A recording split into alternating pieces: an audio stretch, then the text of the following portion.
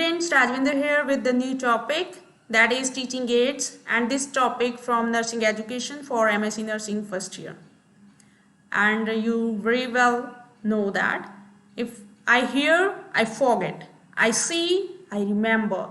If I do, I understand. And whatever the things we hear, we remember only 20%, and the things we see, we remember 30%, we hear 20%, and if we see and hear, total 50% we remember. And if we want to understand and remember 90%, then we have to do by own. Okay, then there are various kind of teaching aids. What is the teaching aid? Teaching aids are the tools that teachers use them in the classroom, such as flashcard, maps, cassette and blackboard, so that the teaching or lecture become more effective and students can learn more from this lecture.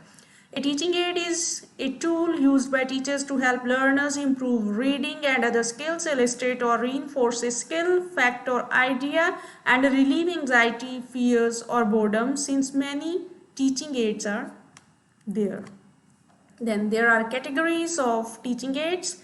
Teaching aids are divided into three. First one, audio aids, then video aid, and third one where audio and visual combine. AV aids imply anything by means of which learning process may be encouraged or carried on through the sense of hearing or sense of the sight, and a student not feel bored because of AV aids. Okay, AV aids become more interactive in classes. There are various types, various classification of AV aids like projected and non-projected aid, and the next 2 days we have to talk about projected aids and non-projected aid. Then next is, there are people generally remember learning activities and people are able to learning outcome. Already we discussed, we read, only remember 10%, hear 20%, see 30%, see and hear 50%, and say and write 70%, and by doing it is 90%. Next is Edgar Dale's classification of audiovisual aids. Edgar Dale is a scientist who make this invention. First one is verbal symbols, visual symbols, recordings, radios, still pictures, motion pictures, one more, and next one is exhibits, field trip, demonstrations, dramatized experience and contrived experience. There are various kinds of audiovisual aids. Then the needs and importance. It is needed in the classroom because of the AV aids, the lecture become more interesting and students not feel bored. It is very important to know about the fact, to know about the idea behind that particular lecture. Need and importance, why it is important, and what is the need of the AV aids? Clarity, to clear the topic, to gain the attention and interest of the students, to motivate the students. In this, various types of senses are used. It is time saving and less efforts, and fixing and recalling the knowledge with the help of this.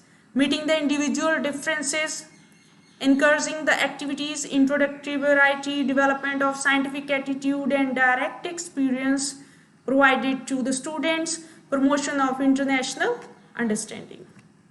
Then principles of selection and effectiveness in use. When we going to select our AV aids, that time we have to know about our topic, we know about our class, we know about our level of our students, and we know how I would like to clear the topic with the help of AV aids. Then according to this principle of selection, educational value means whatever the level of the students, which standard they meet. Realization of objectives, according to the objective of the lecture, you have to prepare your AV aids. Then pupil centeredness means student centeredness. Student must be clear the topic with the help of AV aids. Then interest and motivation, simplicity, according to the relevancy of the topic, according to the suitability of the topic, and it is the accuracy of the abbreviates is very important. Then encouragement, well preparedness, avoiding too many aids, because if you prepare too many aids, then the students concentration distract because of so many abbreviates are there. And integration, availability of resources. What kind of resources? Size of classroom, finance to prepare or to arrange the abbreviates, facilities, and experienced teacher is the most important one. Then principles of use, preparation, awareness, teachers preparation, students participation. Okay. When you prepare the abbreviates, that time you have to prepare according to your students level. Proper presentation, handling, then according to the time, fixed measurement of each abbreviates, and avoiding too much of material. Color combination should be very nice. Okay. Proper presentation, handling, checking, timely presentation, avoiding distraction. Then protection and preservation also must. Then action, follow-up, and evaluation. We have to evaluate with whatever the abbreviates I have used in the classroom, they are effective or not. If they are not effective, then no need to use in the next class. Next is the types of abbreviates. Charts. There are various kinds of charts are there. A chart is a useful way to present and display information or instruction, especially in a classroom or other educational situation. It can range in size from a large wall chart to a single piece of paper, and it is a very economic. It is the cost of chart, I think, might be 5 to 10 rupees, and it is easily approachable. According to the Edgar Dale, a chart is a visual symbol summarizing or comparing or contrasting or performing other helpful services in explaining subject matter. There are various kind of charts like picture chart. There are various pictures are there. Then time chart according to the time arrange, table charts, graphics, flow tree, and pie chart. Flashcard. Next is flashcard, which are we used in our class presentation or health education. You can see clearly on this. Then next is flashcards.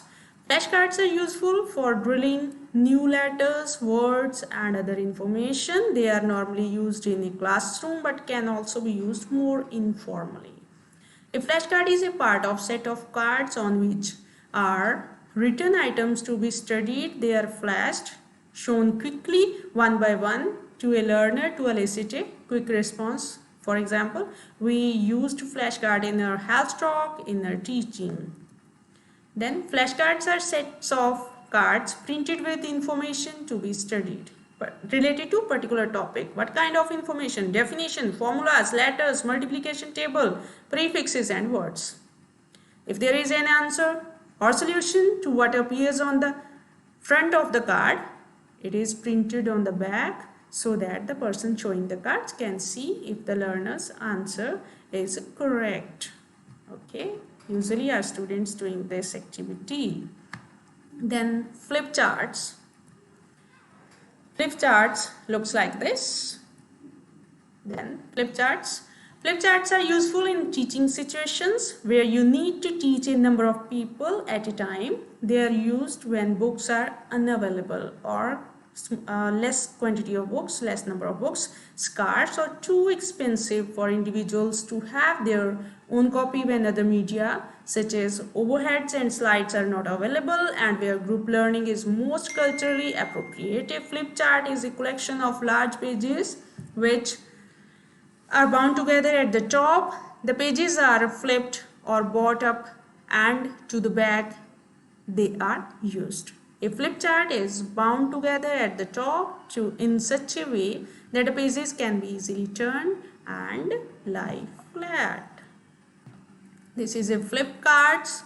Flip cards are usually available in our offices. Then flannel board, I think you know about it.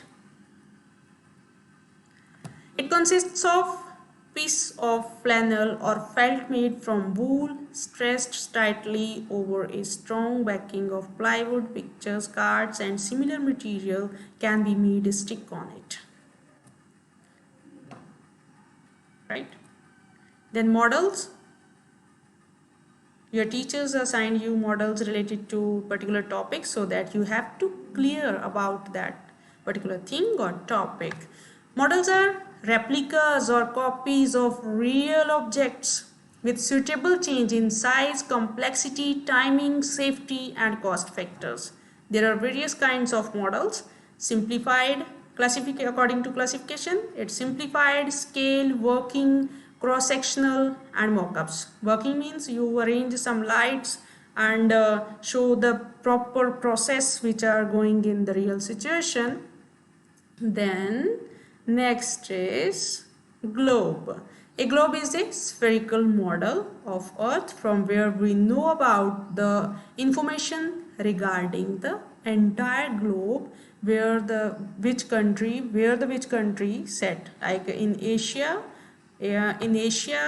America, then Europe, where these countries are situated. Then graphs. There are various kinds of graphs. It provides us data. As you know, you are tackled with the research project, and the 5th or 6th chapter is analysis. After that, you have to take these kind of graphs from which to have clear your whole findings. Then flat pictures, which employ dots, lines or pictures to visualize numerical and statistical data to show statistics or relationships. Graphs are by nature a summarizing device, effective tools for comparisons and contrast.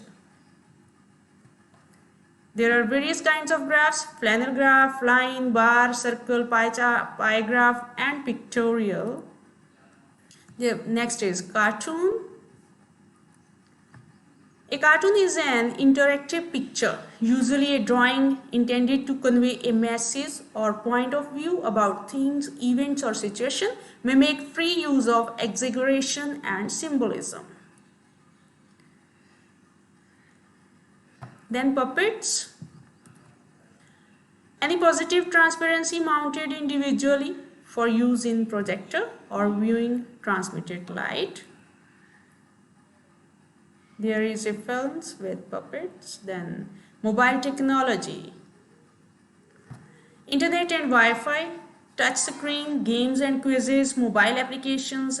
Anytime and anywhere you can use this, because this device always with you. The value of mobile learning. The mobile learning is very valuable if you use in a constructive way. Okay, it depends on you. It is important to bring new technology into the classroom. Devices used are more lightweight than books and PCs. Mobile learning can be used to diversify the types of learning activities of students. Mobile learning supports the learning process rather than being integral to it. Mobile learning can be a useful add-on tool of students with special needs. However, for SMS, for MMS and for study, these days mobile technology we used in the lockdown classes. Mobile learning can be used as a hook to re-engage disaffected youth. Then there are various kind of benefits if we use in a constructive way.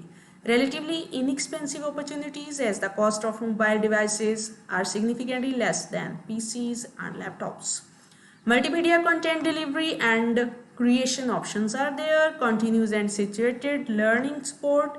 Then decrease in training costs, potentially a more rewarding learning with the help of this. Technical challenges also are there.